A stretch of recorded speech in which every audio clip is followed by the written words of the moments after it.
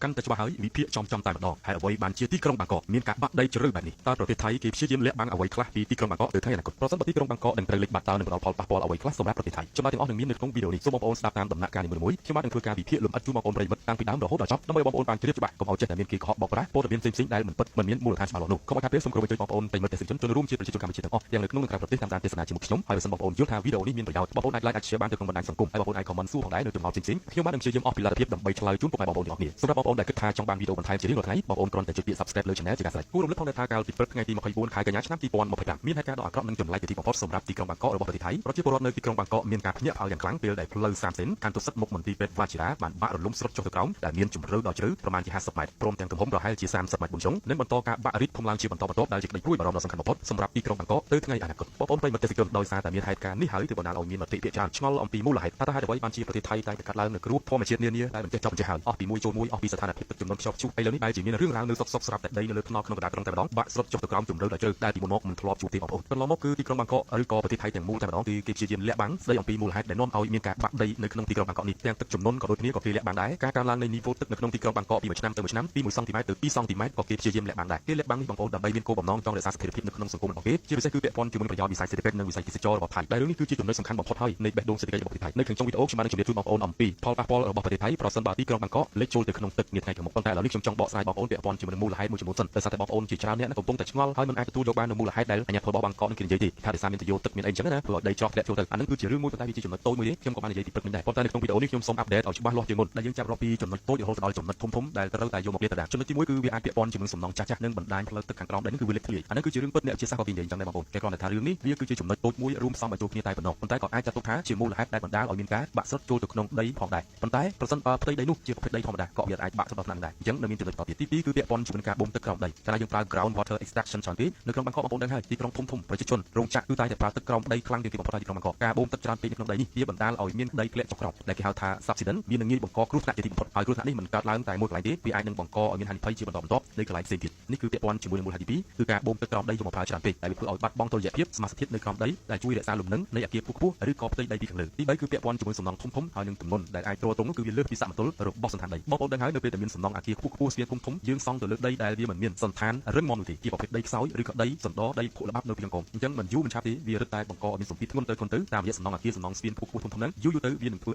យល្បាយដីខាងក្រោមហ្នឹងទន់ជ្រាយនៅពេលដែលមានទឹកហូរច្រោះបន្តិចបន្តួចនឹងធ្វើឲ្យកម្លាំងនោះរុញច្រានទាញដីនោះចូលទៅក្នុងកាន់តែខ្លាំងបណ្ដាលឲ្យមានគ្រោះថ្នាក់ដូចនៅក្នុងប្រទេសថៃនេះជាឧទាហរណ៍ជាក់ស្ដែងហើយទី4គឺប្រភេទដីតែម្ដងនេះគឺជាចំណុចដ៏សំខាន់ប្រភេទដីនៅក្នុងទីក្រុងបាងកកស្ទើរតែគ្រប់កន្លែងទាំងអស់គឺជាប្រភេទសារធាតុរាវដែលហៅថា soil chemical factor នៅក្នុងតំបន់ដែលមានដីទន់ជ្រាយរាវវាមានសារធាតុផ្សេងៗដូចជា gypsum limestone និង halite ប្រភេទដីឥដ្ឋទាំងនេះគឺវាអាចទន់ជ្រាយលឿនមែនទែនឲ្យតែប៉ះទឹកបន្តិចវានឹងរលាយហើយបង្កើតទៅជាលំហូរធម្មជាតិតាមច្រករន្ធទឹកនានាដែលកើតឡើងពីធម្មជាតិនៅក្នុងទីក្រុងបាងកកនេះវាមិនសូវមានប្រភេទដីថ្មទេដូច្នេះវាអត់មានលំនឹងគ្រឹះខាងក្រោមទេមិនយូរមិនឆាប់ទេបងប្អូនស្ទើរតែគ្រប់តំបន់ទាំងអស់នៅក្នុងទីក្រុងបាងកកនឹងអាចជួបបញ្ហាបែបនេះជាពិសេសគឺតំបន់នានាដែលនៅជិតទន្លេចៅប្រយ៉ានេះតតែម្ដងហើយនៅក្នុងនោះក៏មានព្រះបរមរាជវាំងមានវត្តមានប្រាសាទនានាក៏ជិតតំបន់មាត់ទន្លេនេះផងដែរដូច្នេះនេះគឺជាព្រឹត្តិការណ៍មួយនៅក្នុងចំណោមព្រឹត្តិការណ៍ជាបន្តទៀតដែលអាចកើតឡើងនៅក្នុងទីក្រុងបាងកកនាថ្ងៃខាងមុខទី5គឺការប្រែប្រួលអាកាសធាតុនិងភ្លៀងធ្លាក់កម្រិតខ្ពស់ជាការពិតបងប្អូនឃើញទេប្រហែលថ្ងៃនេះប្រហែលខែនេះស្ថានភាពប្រែប្រួលអាកាសធាតុនៅទីក្រុងបាងកកនៅក្នុងប្រទេសថៃទាំងមូលមិនថាទីក្រុងបាងកកទេគឺមានការប្រែប្រួលខ្លាំងមែនទែនកម្រិតទឹកភ្លៀងក៏ខ្ពស់ជាងមុនភ្លៀងស្ទើរតែគ្រប់ទីកន្លែងហើយភ្លៀងផងព្យុះផងទឹកជំនន់ផងអញ្ចឹងបើកាលណាបរិមាណទឹកលើសកម្រិតធម្មតាវានឹងបង្កឲ្យមានទឹកជំនន់នោះកើនឡើងយ៉ាងឆាប់រហ័សហើយអាការណាទឹកជំនន់នឹងហើយគឺជាកម្រិតនៃធាតុរាវនៅបាតដីខាងក្រោមនេះគឺវាកើតឡើងយ៉ាងលឿនដែលអាចបង្កឲ្យមានការបាក់ដីហូរច្រោះកន្លែងខ្លះយើងអាចឃើញនឹងភ្នែកហើយកន្លែងខ្លះគឺវាហូរច្រោះនៅផ្ទៃខាងក្រោមបាតដីបងប្អូនប្រហែលជាដឹងហើយយើងតែងតែនិយាយថាខ្សែទឹកខាងក្រោមដីប្រសិនបើបងប្អូនខួងអណ្ដូងស្នប់នៅក្នុងតំបន់ណាមួយនៅភូមិឋានបងប្អូនអញ្ចឹងគេមើលខ្សែទឹកកន្លែងណាដែលមានខ្សែទឹកមានដង្ហើមទឹកអញ្ចឹងចំណុចនោះហើយគឺជាចំណុចដែលគេអាចជីកអណ្ដូងទៅគឺអាចយកទឹកមកប្រើប្រាស់បានជាក់ស្ដែងនៅក្នុងទីក្រុងបាងកកក៏ជាឧទាហរណ៍មួយដូចខ្ញុំនិយាយខាងដើមចិត្តវាជាតំបន់ដែលសម្បូរដង្ហើមទឹកខ្លាំងមែនទែនហើយអីដោយសារតែតំបន់នោះគឺវាទាបជាងនីវ៉ូទឹកសមុទ្រខ្លាំងមែនទែនអញ្ចឹងគ្រប់កន្លែងទឹកជាតិគឺសុទ្ធតែដង្ហើមទឹកហើយបើមិនបាក់ស្រុតទៅក្រោមទេក៏ទឹកនឹងគឺចេញផុសពីក្នុងដីជាបន្ត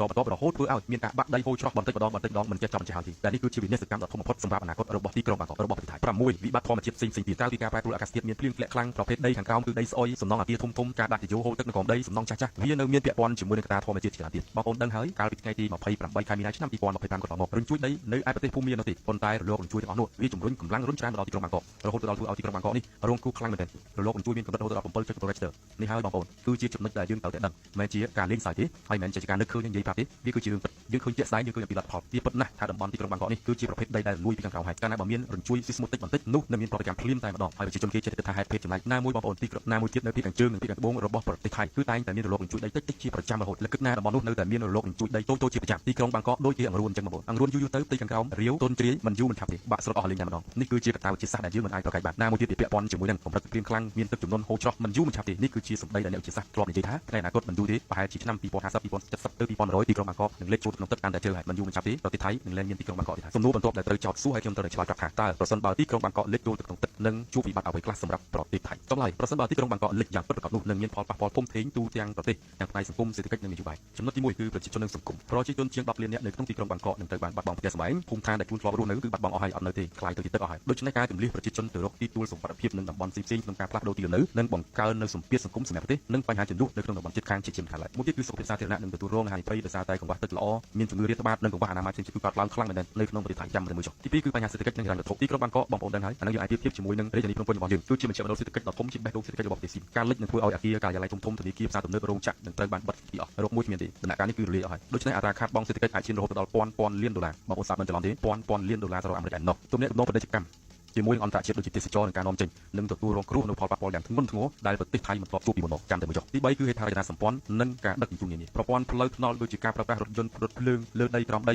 បណ្ដាញលូប្រព័ន្ធអគ្គិសនីកូដផ្ទៃទីអស់សួរថាប្រសិនបើប្រព័ន្ធហេដ្ឋារចនាសម្ព័ន្ធបែបនេះពីខូចបែបនេះតើប្រទេសថៃរងគ្រោះបែបណាខាតបង់ប៉ុណ្ណានេះគ្រាន់តែនិយាយចំណុចមួយយើងអត់និយាយអីផ្សេងៗទេពលានយន្តហោះសុវណ្ណភូមិដែលនៅសប្តាហ៍នេះដែលស្ថិតនៅជិតសមុទ្របំផុតហ្នឹងអាចប្រឈមជាមួយនឹងការលិចផងដែរទី4គឺបរិស្ថាននិងធនធានធម្មជាតិទឹកលិចអាចនាំឲ្យដីកសិកម្មជុំវិញរងការខូចខាតទីអស់ហើយប្រជាជនគឺកង្វះស្បៀងអាហារនិងកង្វះចំណូលប្រចាំឆ្នាំនេះរឹតតែបង្កនៅភាពអត់ឃ្លានបន្ថែមទៀតចំពោះប្រជាជននៅក្នុងតំបន់នោះប្រព័ន្ធអេកូឡូស៊ីនៅក្នុងតំបន់ទីក្រុងបាងកកជាពិសេសគឺសត្វនឹងតែម្ដងគឺពិបាកនៅក្នុងការរស់នៅមិនថាតែសត្វចិញ្ចឹមឬក៏ប្រភេទសត្វផ្សេងៗការចិញ្ចឹមសត្វផ្សេងៗក៏លែងដំណើរការទៅមុខដែរអានេះចំណុចតូចទេប៉ុន្តែខ្ញុំគ្រាន់តែចង់បញ្ជាក់ជូនថាពាក់ព័ន្ធជាមួយបរិស្ថាននិងធម្មជាតិគឺវាបែបហ្នឹងឯងពីព្រោះថាវាស្ថិតនៅក្នុងប្រព័ន្ធអេកូឡូស៊ីរបស់វាមានរុក្ខជាតិមានសត្វអីចឹងទៅវារស់នៅចិញ្ចឹមគ្នាទៅវិញទៅមកនៅក្នុងមជ្ឈដ្ឋានមួយប៉ុន្តែប្រសិនបើទឹកលិចអស់ហើយបញ្ហាទាំងអស់នេះវានឹងធ្វើឲ្យមានការខូចខាតខ្លាំងដូចជាមានពីខាងដើមទាំងឯងពាក់ព័ន្ធជាមួយបញ្ហានយោបាយនិងស្ថិរភាពសង្គមការបាត់បង់រាជធានីអាចនាំឲ្យមានវិបត្តិជាតិដែលធ្វើរដ្ឋាភិបាលនឹងចាំបាច់ទៅផ្លាស់ទីរដ្ឋបាលទៅកាន់ទីក្រុងថ្មីអាចទៅជាខេត្តអាយុជាឬក៏ទីក្រុងផ្សេងៗរបស់ប្រទេសថៃការប្រជុំមុខជាមួយនឹងការអន្តរប្រវេសន៍និងវិបត្តិសង្គមអាចបង្កើតឲ្យមានភាពអស្ថិរភាពនៅក្នុងសង្គមជារឿងពិតបងប្អូនរឿងនេះគឺសំខាន់ណាស់ពីព្រោះធម្មតាទីក្រុងបាងកកមួយប្រជាជនរស់នៅមិនក្រោមពីជាង10លាននាក់ទេដូច្នេះប្រសិនបើអស់ទីលំនៅហើយនឹងរងប្រជុំមុខជាមួយនឹងការអន្តរប្រវេសន៍អាចទៅខេត្តផ្សេងអាចទៅប្រទេសផ្សេងកាលណាបើមានករណីកើតឡើងហើយវានឹងបង្កឲ្យមានវិបត្តិសង្គមមួយដ៏ធ្ងន់ធ្ងរបំផុតដែលប្រទេសថៃនឹងជួបប្រទះនៅប្រមាណជា20 30ឆ្នាំឬក៏50ឆ្នាំទៅមុខអរគុណបងប្អូនដែលចំណាយពេលវេលាដ៏មានតម្លៃក្នុងការតាមដានទស្សនាវីដេអូនេះតើបងប្អូនអស់ចម្ងល់ហើយនៅប្រសិនបើបងប្អូនមិនទាន់អស់ចម្ងល់បងប្អូនអាចខមមិននៅខាងបានមួយទៀតខ្ញុំសូមជម្រាបជូនបងប្អូនបន្តិចពាក់ព័ន្ធជាមួយអបិយជំនឿដែលខ្មែរយើងនិយាយថាធរណីស្រូបនោះគឺអត់ខុសទេបងប្អូនមិនខុសទេហើយខ្ញុំនិយាយថាដូច្នេះដោយសារតែប្រទេសថៃនេះគឺតែងតែធ្វើទង្វើឈ្លានពានមកលើទឹកដីកម្ពុជាខ្លាំងពេកគ្រប់ចំណុចគ្រប់រូបភាពមើលទៅអាក្រក់មើលថាបងប្អូនជិះជាន់ឈ្លានពានថ្មេះតេះដៀលទន្ទឹមទៅនឹងប្រទេសកម្ពុជានេះចិញ្ចឹមអ្នកឯងជារៀងរាល់ឆ្នាំអ្នកឯងយកទំនិញរបស់អ្នកឯងមកលក់ឲ្យប្រជាជនកម្ពុជានេះចំណេញប្រាក់រាប់ពាន់លានដុល្លារនៅក្នុងមួយឆ្នាំប៉ុន្តែផ្ទុយទៅវិញអ្នកឯងនៅតែចង់បានទឹកដីកម្ពុជាអ្នកឯងនៅតែចង់បំពានប្រជាជនកម្ពុជាមិនចេះចប់មិនចេះមើលងាយមើលថោកគ្រប់បែបយ៉ាងទាំងអស់ដូច្នេះល្មមហើយកម្ពុជានឹងអាចឆ្លើយតាមរយៈព្រះធរណីស្រូបហ្នឹងហើយស្រូបដំបូងនេះគឺស្រូបក្បាលម៉ាស៊ីនរបស់ប្រទេសថៃទាំងអស់ទីក្រុងបាងកកជាបេះដូងសេដ្ឋកិច្ចរបស់ប្រទេសថៃហើយនៅក្នុងនោះក៏មានទីតាំងដ៏សំខាន់របស់ប្រទេសថៃខ្ញុំអត់ចង់និយាយទេបងប្អូនគិតតែខ្លួនឯងទៅថាតើទីក្រុងធំបែបនេះមានអ្នកណាខ្លះដែលរស់